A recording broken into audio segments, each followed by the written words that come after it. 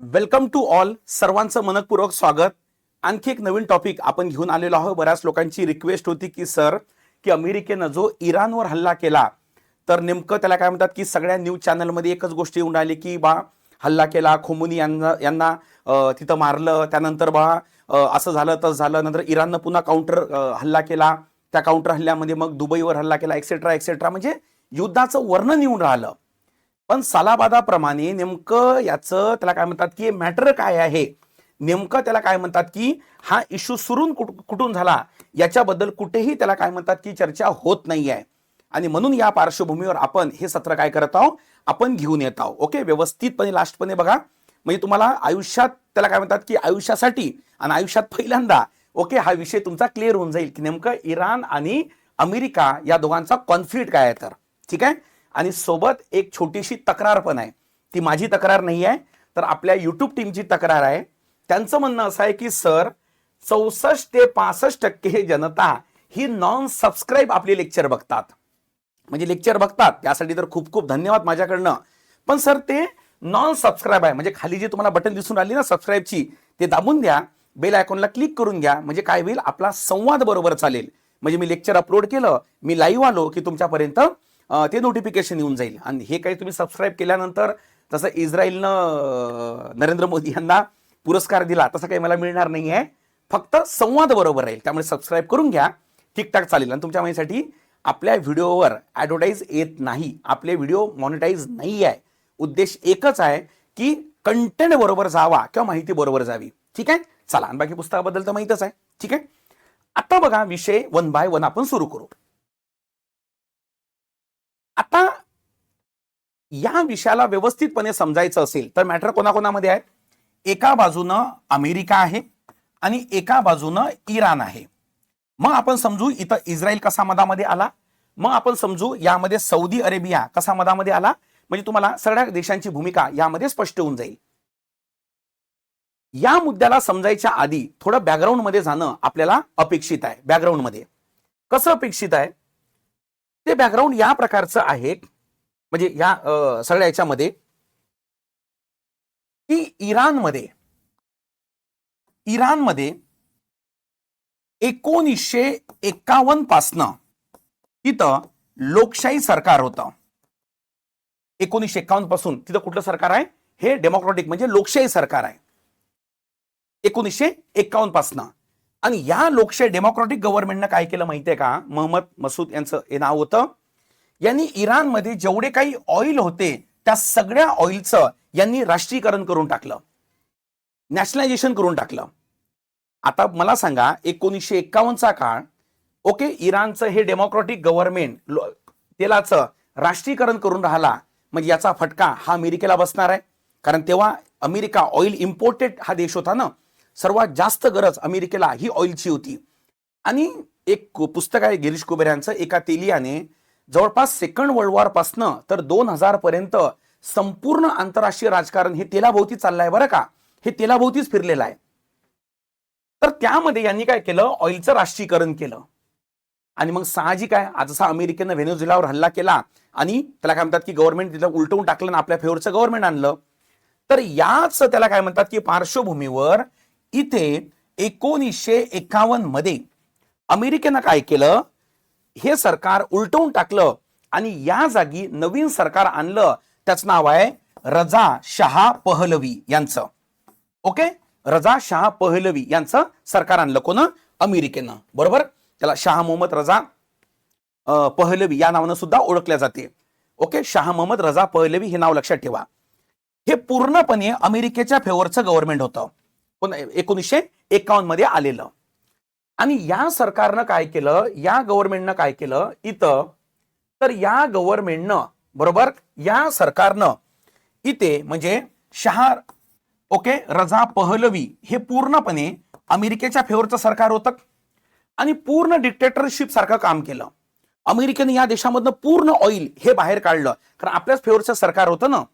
आणि साहजिक आहे या विरोधामध्ये इराणमध्ये अमेरिकेच्या विरोधामध्ये असंतोष निर्माण झाला आणि त्यांनी या सरकारला ग्रेट सैतान असं नाव दिलं, म्हणजे त्या इराणमध्ये. आणि या सरकारच्या विरोधामध्ये एक वर्ष खूप इम्पॉर्टंट आहे, 1979 1979 1979 मध्ये रजा शाह पहलवी यांचं सरकार जाऊन इथं इस्लामिक क्रांती झाली. कुठं? इराणमध्ये. आणि इथं अँटी युएस बरोबर इस्लामिक शासन इथं स्थापन झालं इराणमध्ये. आणि त्याचे प्रमुख म्हणजे आयतुल्ला खोमोनी, ज्यांचं त्याला काय म्हणतात की दुपारी हे काय झालं म्हणजे निधन झालं. खोमोनी हे पद आहे बरोबर. आणि तुम्हाला माहित असेल जेव्हा इस्लामिक लॉवर काम चालतो म्हणजे थिओक्रॉसी जेव्हा गव्हर्नमेंट असते, धर्मतंत्रावर आधारित जेव्हा गव्हर्नमेंट असते किंवा मुस्लिम शासित जे गव्हर्नमेंट असतात तिथं पॉलिटिकल आणि धार्मिक ह्या दोन्ही नेता एकच असतात. त्याला खोमोनी म्हणतात. आपल्याला कसं धार्मिक नेते वेगळे असतात आणि पॉलिटिकल नेते वेगळे असतात, इस्लामिक गव्हर्नमेंटमध्ये दोन्ही एकच असते. आणि इथं खोमोनी यांचं काय आलं म्हणजे सरकार आलं. म्हणजे एका वाक्यात मी काय सांगू तुम्हाला, 1979 मध्ये इस्लामिक क्रांती झाली. जी इस्लामिक क्रांती शाह रजा पहलवी यांच्या विरोधातील होती आणि जे अमेरिकेच्या फेवरचं होतं. आणि या इस्लामिक क्रांतीवर आधारित तिथं खोमोनी यांचं काय आलं सरकार आलं. आणि इथून मागच्या याच्यामध्ये बघू आपण, इथून ओके युएस आणि इराण या दोघांमध्ये विवादाला काय झाली सुरुवात झाली. म्हणजे मी लिहू इथं 1979 एका ओळीमध्ये इथून सुरू झाला विवाद या दोघांमध्ये. आणि मग इराणनं स्वतःला एम्पॉवर करण्याचा प्रयत्न केला, पॉवरफुल करण्याचा प्रयत्न केला. आणि त्यामध्ये इराणनं आपला न्यूक्लिअर प्रोग्राम हा सुरू केला. कुठं? याच्यात. आणि यावर अमेरिकेनं वारंवार आक्षेप घेतले. कोणावर? इराणवर. मूळ मॅटर हे आहे बरं का, इस्लामिक क्रांती आणि तिथं शाह रजा पहलवी यांचं सरकार जाऊन मग साहजिक काय मुद्द्यावरून दोघांमध्ये भांडणं होणारच ना. मग UN मध्ये हा मुद्दा घेऊन गेला US किंवा इराणमध्ये न्यूक्लिअर प्रोग्राम चालू आहे आणि जो मानवतेसाठी धोकादायक आहे. त्यानंतर मग UN ची टीम गेली, नंतर तिथे काय सापडलं नाही. त्यानंतर मग USनं पुन्हा आक्षेप केले. नतांज नावाची त्यांचं एक रिएक्टर होतं तिथं. आणि या इराणवर मोठ्या प्रमाणामध्ये आर्थिक प्रतिबंध लावले. कोणावर? इराणवर. आणि हा विवाद कंटिन्यू हा चालू आहे. आणि त्याची परिणिती म्हणजे काय तर हा कधी याच्यावर अटॅक करतो, हा याच्यावर अटॅक करतो. जो नुकताच अटॅक झाला ना त्यामध्ये काय झालं की युएसनं म्हणजे इस्रायल, आता येणाऱ्या 2 मिनिटांमध्ये इथं इस्रायलनं इराणवर अटॅक केला आणि त्यांचा एक कमांडर हा 2020 मध्ये त्याला ठार मारलं ड्रोन हल्ल्यामध्ये. आणि त्याचा काउंटर करायला इराणनं हल्ला केला आणि त्याला काउंटर करायला आता अमेरिकेनं हल्ला केला. समजली इथपर्यंत? ते हल्ला केला काय केला हे इम्पॉर्टंट नाही आहे, पण विषय काय तो समजणं इम्पॉर्टंट आहे माझ्या मते. काही मिनिटांमध्ये आपण समजून घेऊया विषय. Is that clear? आता हा मुद्दा समजला तुम्हाला. इथून या विवादाला सुरुवात आहे. ठीक आहे. आणि सगळ्या देशांनी इराणवर आर्थिक प्रतिबंध लावले होते. भारताचा तेलाच्या बदल्यात अन्न प्रोग्राम पण इराण सोबत चालत होता. तो भाग नंतर इराणचा आपण एक बंदर पण विकसित करत होतो बरं का. तुम्हाला माहित असेल हा विवाद होणे म्हणजे अमेरिकेनं इराणवर हल्ला करणे हा भारताच्या दृष्टीनं जरा प्रॉब्लेमॅटिक आहे बरं का. याचं कारण की आपण इराणचं एक बंदर म्हणजे त्याला काय म्हणतात की चाबर बंदर आपण विकसित करत होतो बरोबर आहे. चाबर बंदर तर ते इराणचं होतं आणि ते चाबार मधून अफगाणिस्तान व्हाया सेंट्रल एशिया असा आपण व्यापार करणार होतो. पण ते डिप्लोमॅटिक जरा प्रॉब्लेम क्रिएट होईल भारताला, त्यात कुठेही दोमत नाही. आता बघा यामध्ये इस्रायल कसा येतो, इस्रायलची एंट्री कशी होते. आता इस्रायलची एंट्री समजायची असेल म्हणजे बघा इथे मी लिहितो US आणि इराण या दोघांमध्ये बघा इस्रायलची एंट्री कशा प्रकारे होते. आता इस्रायल या देशाची निर्मितीच ही झाली 1949 मध्ये, 1949 मध्ये. त्याआधी इस्रायल नावाचा देशच नाही आहे. तर कोणता देश आहे तर त्या देशाचं नाव आहे फिलिस्तीन म्हणजे पॅलेस्टीन. कोणी फिलिस्तीन म्हणतात, कोणी पॅलेस्टाईन म्हणतात.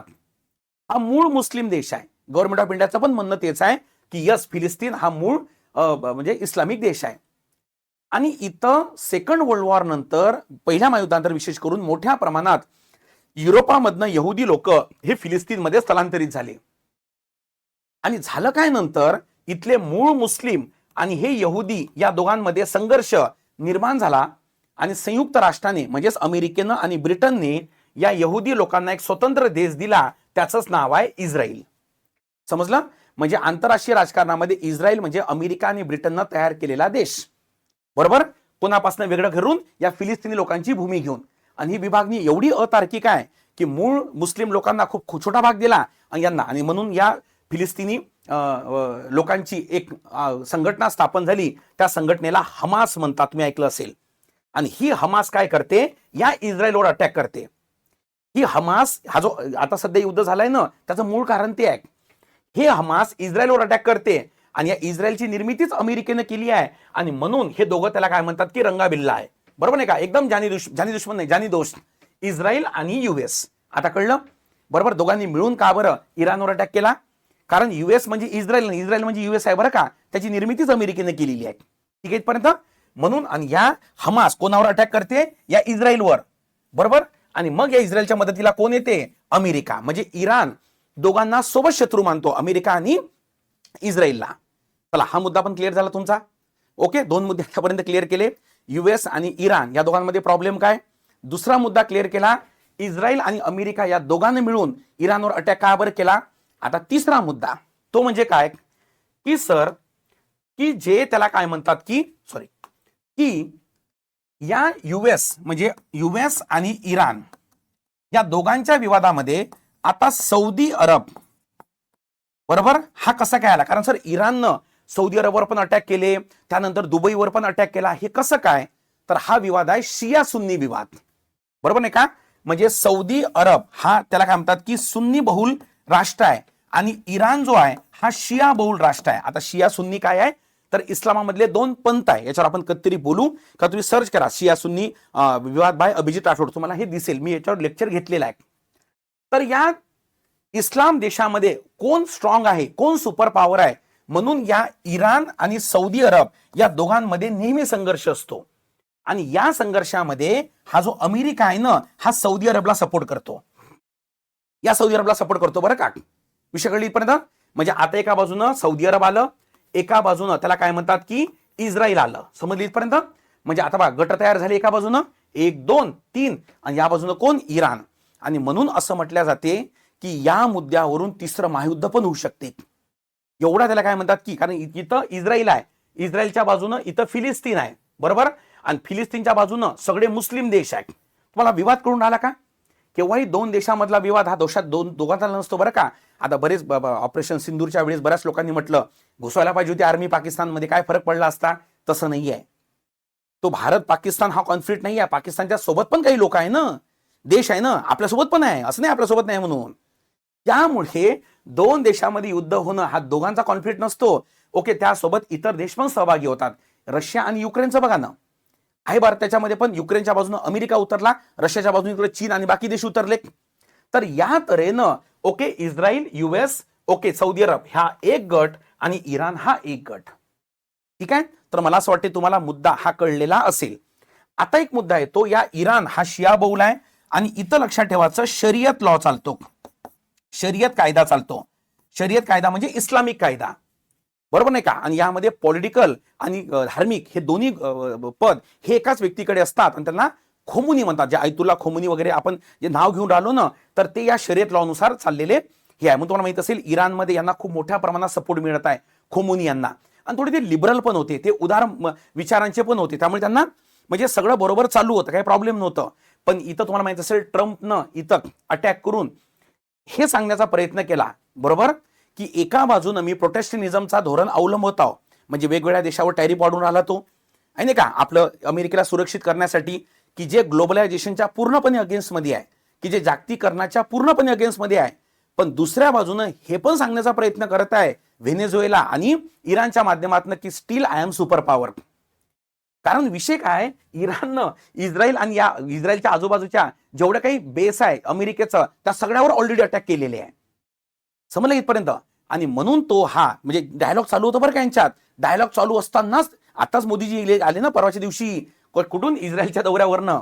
सर्वोच्च नागरी तिथला पुरस्कार पण मोदीजींना मिळाला. आणि जसे परत आले त्याला काय म्हणतात की हा अटॅक झाला. तर या तऱ्हेनं त्याला काय म्हणतात की हा जो संघर्ष आहे हा तुम्हाला न्यूजपेपरमध्ये व्यवस्थितपणे कळावा, तो लक्षात यावा, म्हणून खूप कमी मिनिटांमध्ये मी तुम्हाला सांगण्याचा हा प्रयत्न हा केलेला आहे. मला नक्की तुम्ही कॉमेंट बॉक्समध्ये आपल्या प्रतिक्रिया सांगा. मी 3 मुद्दे इथं टॅग केलेले होते. अमेरिका आणि इराण दोघांमधला संघर्ष काय, इस्रायल अमेरिका हे दोघं मिळून इराणवर का अटॅक करतात, सौदी अरब, इस्रायल आणि अमेरिका हे तिघं मिळून इराणवर का अटॅक करतात. चला समजलीपर्यंत आशा करतो की समजलं असेल तुम्हाला. उद्देश एकच होता की लढाया त्याला काय म्हणतात की म्हणजे युद्ध हा काय कुठल्या देशाला परवडेबल हा विषय नाही आहे. संघर्ष नेहमी विनाशाकडेच नेतो, जिंकणाऱ्याला पण आणि पराभूत होणाऱ्याला पण. सेकंड वर्ल्ड वॉर आपण जेव्हा वर्ल्ड हिस्ट्री आपण बघतो, जगाचा इतिहास काय सांगतो? जगाचा इतिहास हा सांगतो की world history second world war काय सांगते की आता जर तिसरं महायुद्ध झालं तर मानव जातच संपणार आहे. याचं कारण अर्ध जग हे न्यूक्लिअर संपन्न आहे. प्रत्येकाकडे न्यूक्लिअर वेपन्स आहे. आपल्या भाऊ की पाकिस्तानकडे पण न्यूक्लिअर वेपन्स आहे, माहिती आहे का तुम्हाला? आणलं असेल चोरून कुठूनही, पण आहे ना त्याच्याकडे. तर या तऱ्हेनं बोरके हे युद्ध म्हणजे त्याला काय म्हणतात की गव्हर्नमेंट टू गव्हर्नमेंट मध्ये हा कॉन्फ्लिक्ट असेल, पण सर्वसामान्यांना यामध्ये मोठ्या प्रमाणामध्ये किंमत काय करावी लागते, ही मोजावी लागते. चला, समजली इथपर्यंत? तर आशा करतो समजलं असेल. आणि जी सूचना तुम्हाला सुरुवातीला दिलेली होती त्याचं पालन करा. हे टीपची सूचना ऍक्च्युली, म्हणजे मला काही वाटत नाही किंवा म्हणजे, पण सबस्क्राईब करून घ्या म्हणजे ठीक राहील आपलं व्यवस्थितपणे. म्हणजे आणि कुठले टॉपिक जर लागले तर ते पण मला सांगा. आणि या लेक्चरच्या माध्यमातून तुम्हाला आता सगळ्या गोष्टी बरोबर समजायला काय होईल, सुरुवात होईल. ओके, चला, थँक्यू सो मच.